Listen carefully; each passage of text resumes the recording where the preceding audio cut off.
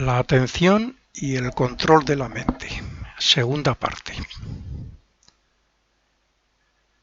El hecho de enjuiciar, de etiquetar y de mezclar lo que observamos con nuestros hábitos de pensamientos y nuestros deseos y emociones evita que adquiramos un conocimiento directo, que tengamos momentos de inspiración y que estemos preparados para hacer una verdadera interpretación y evaluación de lo que percibimos. Cuando trabajamos así con la mente, lo primero que advertimos es la confrontación entre los conceptos guardados del pasado y los nuevos que queremos alcanzar y asimilar como puros. Esos cambios, o ese morir y nacer del pasado y del presente, trae experiencias intensas que nos hacen ver el mundo desde otra perspectiva más real, a la vez que nos aporta una riqueza informativa más dinámica respecto al proceso mental. Si queremos adquirir esa concentración y dominio mental de la que estamos hablando, debemos excluir esa especie de ensueños o irrealidades que engañan a la mente, siempre que no haya necesidad de utilizarla para pensar o discernir con algún propósito determinado. Es decir, cuando se alcanza ese vacío mental o pausa que he mencionado en la primera parte de esta conferencia. Pero como he dicho, si algo impide dicha concentración u atención para alcanzar ese silencio, lo mejor es observar lo que surge, no intervenir en ello y dejar que desaparezca. La atención u observación plena pone en orden todo lo que influye a la mente, sean razonamientos confusos, ideas poco claras, emociones dominantes o reprimidas y partes inconclusas que, como todo lo anterior, solo hacen que gastar energía y debilitar el poder de la mente. La persona que sabe meditar y observar a su mente sabe que, además de su aspecto cognoscitivo, no existe entidad alguna en ella. La mente es podríamos calificarlo casi como un sentido más, aunque normalmente se dice que es un cuerpo, pero en realidad es el instrumento más directo y más perfecto que tiene el ego para comunicarse con el cuerpo físico y controlar los demás cuerpos.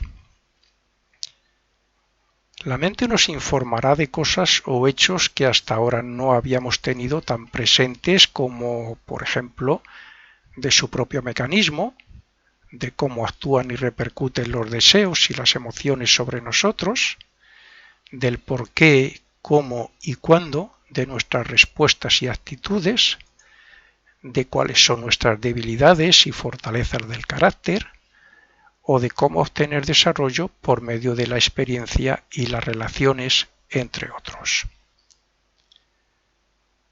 Cuando observamos a la mente con una atención precisa, la conocemos en todos los sentidos y conocemos el mundo que nos rodea a través de ella gracias al examen exhaustivo de los hechos que podemos hacer. Para comprobar esto solo es necesario ponerse en el papel del espectador silencioso ante las percepciones de los sentidos, ante la gente y ante los hechos o circunstancias que nos rodean. O sea, estar atentos plenamente pero sin intervenir de ninguna manera. Es más, si es posible, me refiero a cualquier persona que esté interesado en hacer estas prácticas, si es posible, sea autoconsciente de sí mismo en cada momento o instante para que su mente no se deje influenciar por nada. Simplemente observe y verá cómo ese día es mucho más armónico y tranquilo que los demás. Esto es así porque generalmente respondemos rápidamente, razonando muy poco o nada a cualquier impacto o estímulo que nos llegue en forma de palabras, de emociones, de pensamientos y mucho más si es una ofensa y hechos similares. Entonces, en esos casos nos alteramos, criticamos, creamos desarmonía emocional, actuamos impulsiva o instintivamente y damos rienda suelta a la mente para que haga lo que quiera. Y si no se controla, aunque nosotros mismos somos voluntad, pero si no hay autocontrol, esa voluntad se va a dirigir hacia lo negativo y entonces va a utilizar a la mente para lo negativo. Dentro de la voluntad hay una relación, hay una conexión directa, o diríamos que el deseo es un aspecto casi de la voluntad, y por eso cuando nos ocurre algo así, algo que nos afecta negativamente, el deseo, el cuerpo de deseos actúa precipitadamente, impulsivamente, por lo general en sentido negativo, porque no lo llegamos a dominar todavía mucho, pero es que como ese deseo está relacionado con la voluntad, generalmente no somos conscientes, autoconscientes de nuestra voluntad, de ese poder que llamamos voluntad, y entonces la voluntad por su propia cuenta se vuelve automáticamente también negativa, arrastrada por el deseo. Y ahí es donde fallamos.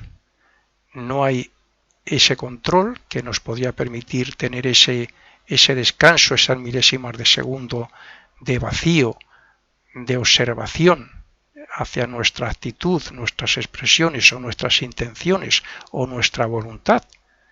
Y entonces sería, si lo hiciéramos así, cuando podríamos cambiar la voluntad y por tanto, a través de la buena voluntad, eliminaríamos los malos deseos o malos instintos o malos pensamientos, porque la mente normalmente también comienza a pensar mal.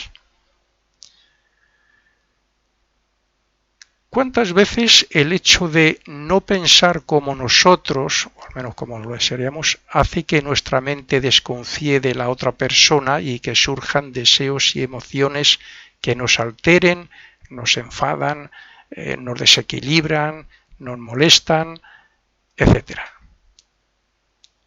Simplemente por el hecho de que alguien no sea como nosotros, no piense como nosotros, no comparta ciertas cosas como nosotros, la mayoría de las veces nos sentimos molestos. Nos enfadamos o nos desequilibramos si llegamos a la discusión como ocurre hoy con el fútbol, con la política. Si en ese caso, o en un caso de esos, observáramos atentamente y no interviniéramos con ninguna clase de respuesta ni le diéramos importancia, seríamos más felices internamente y tendríamos una relación amistosa continuada con la otra persona. Es simple. Alguien nos dice algo de un equipo de fútbol y nosotros somos del que normalmente suele ser contrario y podemos callarnos, observar cómo responden nuestros vehículos, cómo se expresan, cómo intentan responder, qué impulsos tenemos. Pero si estamos concentrados, estamos autocontrolados, estamos conscientes en ese momento, en ese aquí y ahora, tendremos nuestros cuerpos bajo nuestro control. Y no permitiremos que un deseo lleve a la mente a pensar mal. Y menos todavía que un deseo o un mal deseo hacia la otra persona, por lo que está diciendo, nos lleve a responderle con una ofensa ni nada parecido.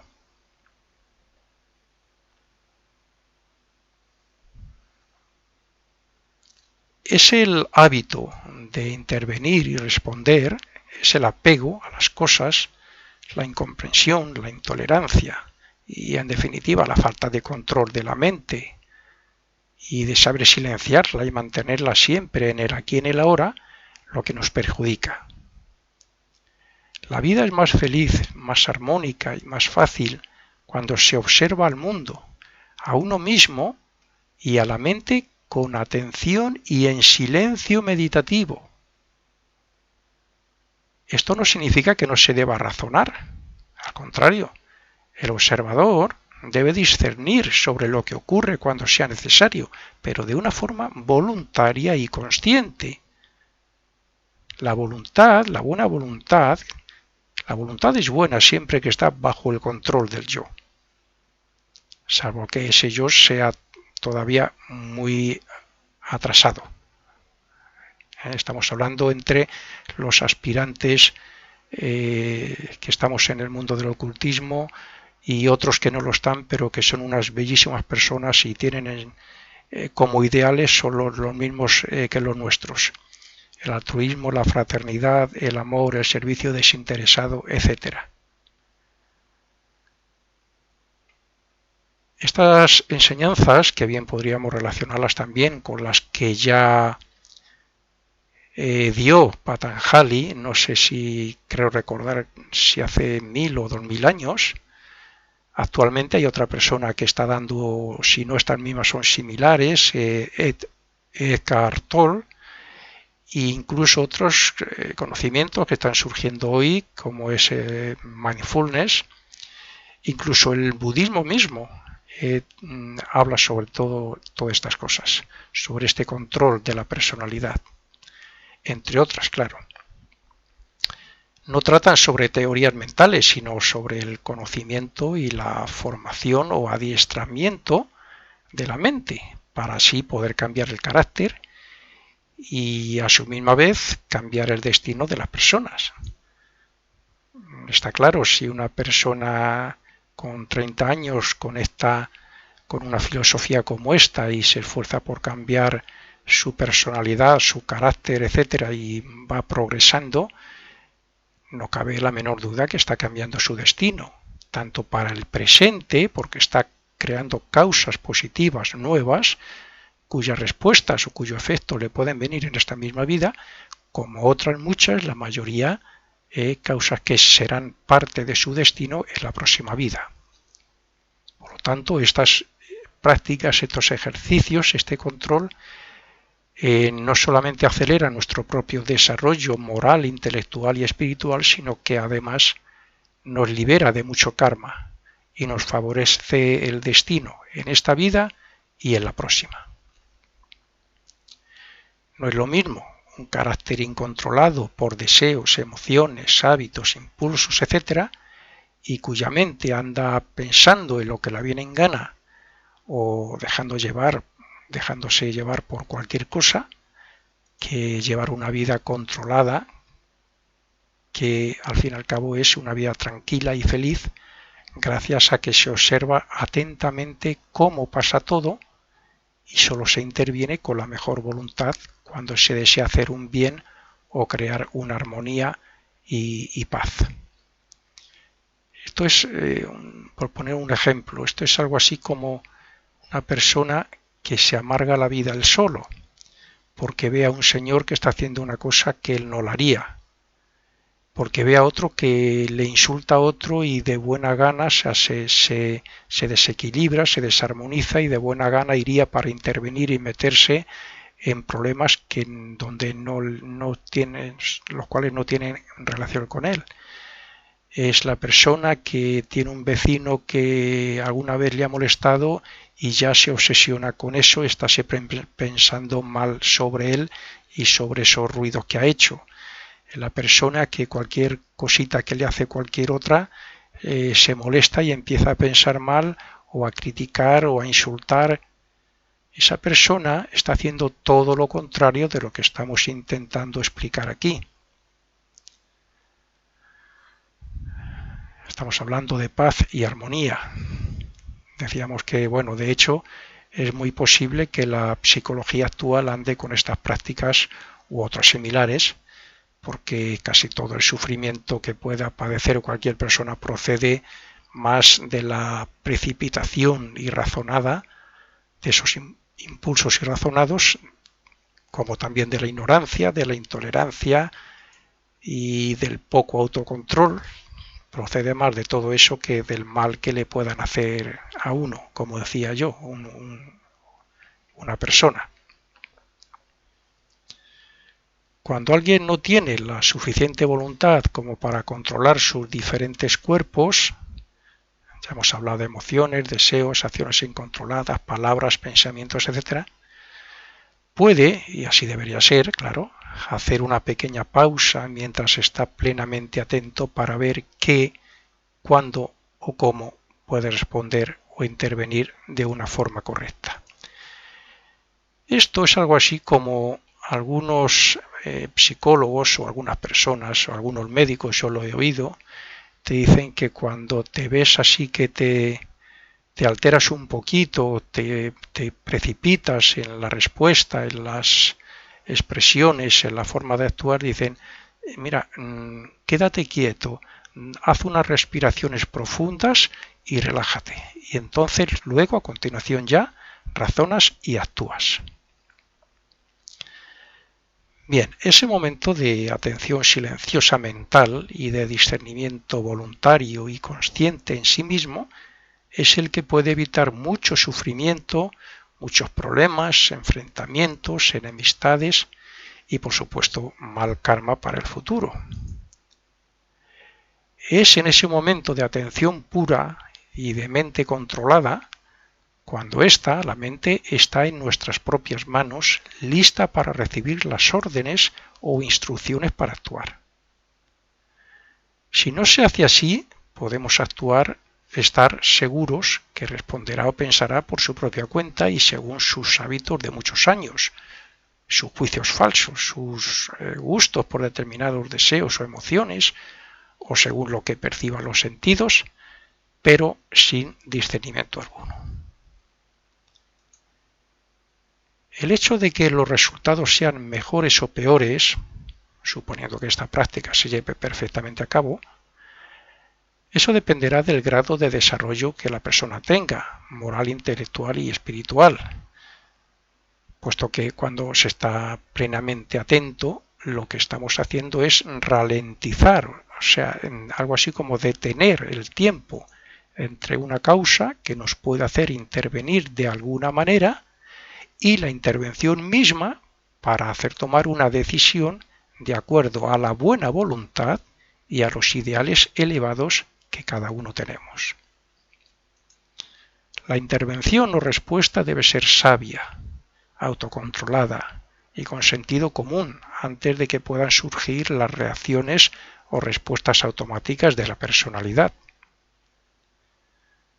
Como el lector, el oyente en este caso, podrá advertir cuando gracias a la atención y la autoobservación hacemos esa pausa en la actividad y receptividad mental, entonces ni nos invaden tantas cosas indeseables, ni nos tientan con tanta frecuencia lo que rechazamos. Digamos que cada vez van pasando delante de nuestra atención sin necesidad de observarlas ni de analizarlas, porque irán perdiendo su poder y nosotros tendremos más control sobre todo ello. Esta clase de práctica nos facilita el tiempo necesario para saber si es aconsejable intervenir de alguna de las maneras posible y cómo hacerlo, si razonando, hablando o actuando. Y esto tiene también su ventaja, porque generalmente también tenemos el mal hábito de responder impulsiva y precipitadamente y de entrometernos donde no nos llaman, lo que a su vez nos puede traer problemas y sufrimiento moral. Es evidente que esto no lo puede creer cualquier persona o que incluso le parezca muy difícil, en cierto modo lo es, pero al menos hasta donde yo he llegado, puedo asegurar que se evitan problemas, discusiones, malos pensamientos y deseos y emociones negativas, etc. La pausa o vacío mental que debemos dar a la mente es una especie de observar y analizar antes de actuar. Así, con eso, eso se hace para frenar el impulso de responder por hábito, por instinto, o de forma automática, como también solemos hacer mucho. Como cualquier persona puede deducir, nosotros como personalidad somos el resultado de todo lo que hemos conocido, experimentado y aprendido a lo largo de nuestra vida. Desde que éramos niños, en el colegio, en nuestra casa, lo que nos han enseñado, las experiencias. Pues bien, como efecto de ello, nos pasamos gran parte del tiempo imaginando o programando lo que llamamos futuro, que cuando llegue se convertirá en presente, como así lo fue todo lo que hay y que llamamos pasado. Por tanto, la vida es un eterno presente, al fin y al cabo. Y como la mente descontrolada por el yo e influenciada por el cuerpo de deseos y por los hechos del pasado, lo que más nos causa es sufrimiento, miedos, etc., el hecho de estar plenamente atentos en el presente evita que nos refugiemos en el pasado y en el futuro. El hecho de autoobservarnos y de estar plenamente atentos en cada momento, en cada instante, hace que veamos pasar el tiempo, hace que veamos venir el futuro tranquilamente, sin inquietudes, apegos ni deseos, porque estamos seguros de que sabremos actuar con responsabilidad y con conciencia de sí mismo. Si pudiéramos calcular el tiempo perdido, los problemas y meteduras de pata que hemos cometido con nuestros malos pensamientos, con nuestros juicios erróneos y precipitados, con nuestras irresponsabilidades y hechos absurdos, con nuestros sueños y vanas esperanzas futuras, nuestras fobias y prejuicios, etc., comprenderíamos que hemos perdido gran parte de nuestra vida y que nos hemos creado muchas deudas para el futuro, además de toda una serie de temores, preocupaciones y desengaños. Eso lo puede comprobar cualquier persona que eche un poco marcha atrás en su memoria. La correcta y pura atención libera a la mente de todo eso porque el observador, el yo superior, ese ego, la controla tranquilamente en cada presente y la utiliza cuando y como quiere, según la sabiduría adquirida y según su propia evolución y buena voluntad. La correcta atención profundiza en la naturaleza de la mente y la adiestra para romper las cadenas que la atan al pasado y para evitar que pierda el tiempo en un futuro que aún no ha llegado. Por tanto, hace que el hombre sea libre en el presente. El hecho de autoobservarnos introspectivamente o de prestar atención a lo que somos internamente no solo nos ayuda a conocer nuestros deseos, emociones, pasiones y demás, sino que principalmente nos sirve para formar la mente y para extraer información verídica sobre ella. Y esto ocurre cuando ponemos nuestra atención en las actividades y en las distracciones que tiene la mente. Así conocemos nuestras virtudes, debilidades, defectos, fortalezas, vicios, etc. Y eso nos facilitará el poder de no dejarnos engañar por lo falso e innecesario y de discernir antes de intervenir en pensamiento, palabra y obra. Al ser la mente el medio por el cual obtenemos conocimiento, el hecho de poner nuestra atención sobre ella nos hará conscientes de todo lo negativo de la personalidad para así poder poner manos a la obra para su erradicación. El simple hecho de detectar con la mejor voluntad los hechos, hábitos y obstáculos que nos causan dolor y preocupaciones ya hace que se preste más atención y que se observen más detalladamente para dejar que mueran por inanición y por no inmiscuirnos en sus propósitos. Sin embargo, este mismo hecho de observar lo negativo de la personalidad de una forma consciente y voluntaria también hará que la personalidad se ponga en guardia e intente seguir dominando e influyendo a la mente y a la voluntad. Pero el practicante verá cómo surgen medios o capacidades, quizás desconocidas hasta ahora, pero que le darán más poder de atención y análisis y más confianza propia para seguir en esa línea de desarrollo interno. Nosotros construimos el mundo con nuestra imaginación, con nuestras ideas y nuestros pensamientos.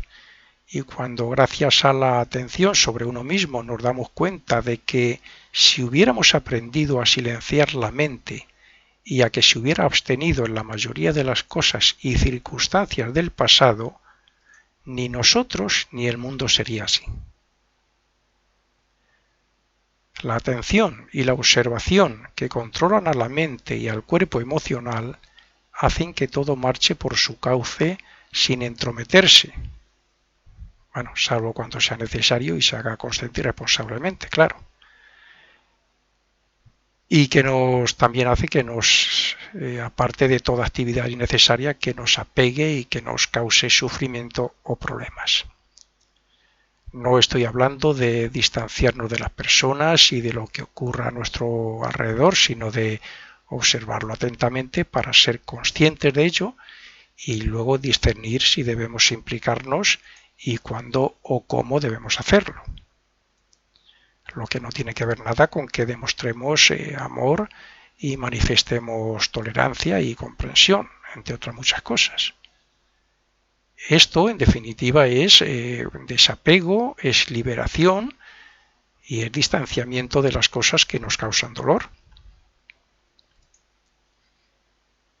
Como en todo desarrollo, sea de corazón o sea intelectual, el hecho de observar y estar atentos sobre la mente y de hacer esta meditación introspectiva lleva su tiempo y necesita paciencia y persistencia, porque además de autoobservarnos internamente y de obtener conocimiento de las actividades mentales frente a las sensaciones y a las impresiones externas, hay que enseñarla y adiestrarla.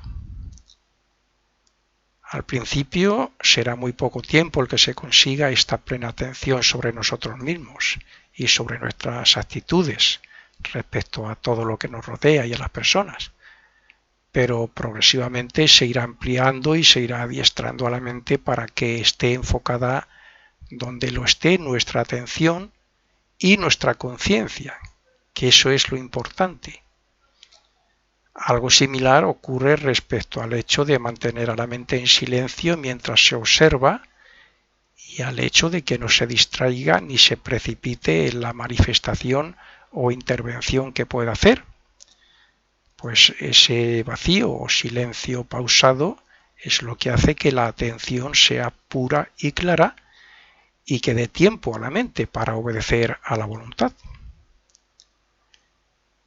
Es cierto que la mente, como un vehículo del ego que es, ocupa su lugar y necesita expresarse ante sí misma y ante el mundo que le rodea. Pero para que la mente pueda expresarse correctamente, debe tener una clara comprensión de cada situación, sea de la naturaleza que sea. Cuando, ayudada por la atención, la mente tiene una visión clara de la realidad, debe actuar de acuerdo al nivel más alto que tenga de comprensión, de propósito y de sabiduría procedente del propio yo superior. Pero, repito, si se quiere actuar mentalmente con propósitos elevados y sabiduría, es necesario dar ese mínimo tiempo o pausa mental para ver si todo se corresponde con la buena voluntad o con la buena intención que se debe tener.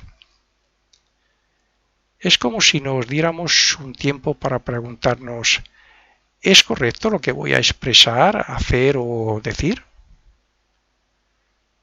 Y esto solo se puede conseguir cuando estamos atentos y conscientes sobre nosotros mismos, en nosotros mismos.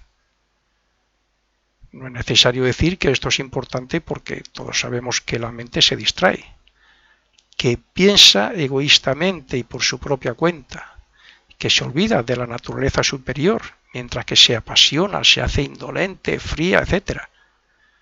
Y eso solo se puede superar con la buena voluntad, con la observación sobre sí mismo y con una atención clara y plena. Cuando no tenemos suficiente comprensión o esta no es lo suficientemente clara como para que nuestros propósitos sean de naturaleza superior, perdemos oportunidades de desarrollo. Pero si, además, cedemos a los caprichos y debilidades personales, o nos falla la persistencia, la concentración y la voluntad, no habremos adelantado nada, porque perdemos esa capacidad de atención y observación sobre la mente. Es necesario fortalecer la comprensión del propósito para contrarrestar la falta de coherencia y objetividad que llevan a la palabrería y a la dispersión mental sin control.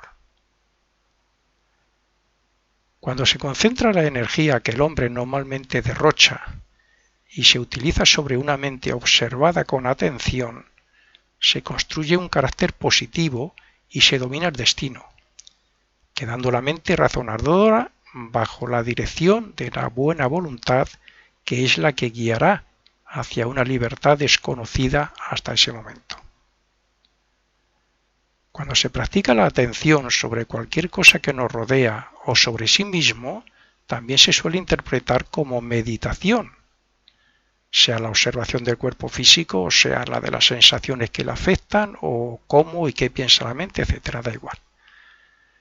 Pero sea cual sea, se debería practicar a diario y todo el tiempo posible, casi como una rutina.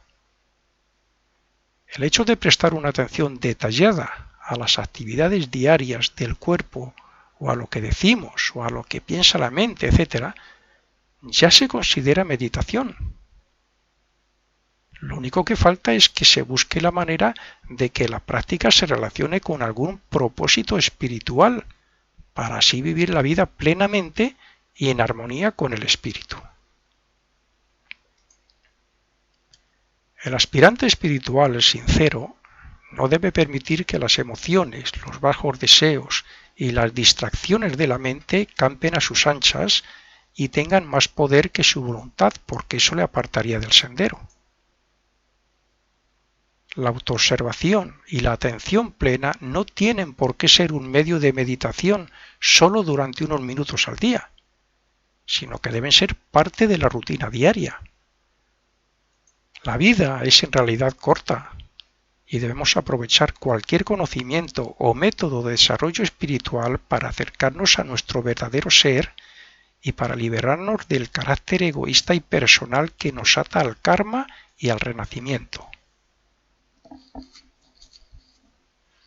Cada causa tiene su efecto y cada efecto su causa, pero cuando se lleva a cabo el autoconocimiento, la atención clara de lo que nos rodea y la observación interna para ver nuestras virtudes y nuestros defectos, conseguimos que esas causas y efectos no nos aten como de costumbre, o que, si lo hacen, sea en sentido positivo.